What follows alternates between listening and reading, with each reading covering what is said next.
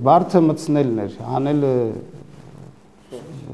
հանելը արդեն էլ չկա, հանելու բան չկա, պետք էր այն ժամանակ չթողել։ Ալեքսանդր Արզումանյանը խոսում է ՄԱԿ-ի գլխավոր ասամբլեայի օրակարգ մտած Լեռնային Ղարաբաղի հարցով Ադրբեջանի բանաձևի մասին։ Հայաստանն ըստ նրա այլ գործերով էր զբաղված, երբ Ադրբեջանը հարցը մտցնում էր օրակարգ։ Երբ Հայաստանի արտաքին քաղաքական գերատեսչությունը զբաղված էր մարտի 1-ի դեպքերը կոծկելով, Ադրբեջանը առիթից օգտվելով առանց որևէ խնդրի այս հարցը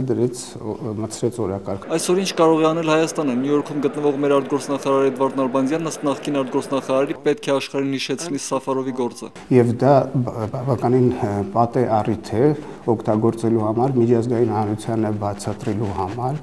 հաստարկելու համար, որ սա ոչ միայն ինքնորոշման հարց է, այլ ինքնապահպանման։ Ալեքսանդր Արզումանյանը հիշեցնում է, որ բանաձևից Հայաստանին սպառնացող վտանգը մեծ չէ, Ադրբեջանին այն պետք է զուտ ներքին քարոզչական նպատակներով։ Բանաձևն ըստ նրա կարող է ընդունվել, եթե 6 երկիր մասնակցի քվեարկությանը եւ 4-ը կողմ քվեարկեն։ Տաղամարդ էլ չգա այդ քննարկմանը։ Ադրբեջանին չի տրվի շանս եւ հնարավորություն շահարկելու։ Ազգային ժողովի արտաքին հարաբերությունների հանձնաժողովի նախագահը չի բացառում, որ Ադրբեջանին հաջողվի բանաձևն ընդունել գլխավոր ասամբլեայում, բայց դրանով միայն կշիկացնի մթնոլորտը։ Միջազգային հանրությունը հաշվի առնելով ստեղծված իրավիճակը հատկապես Սաֆարովի դեպքից հետո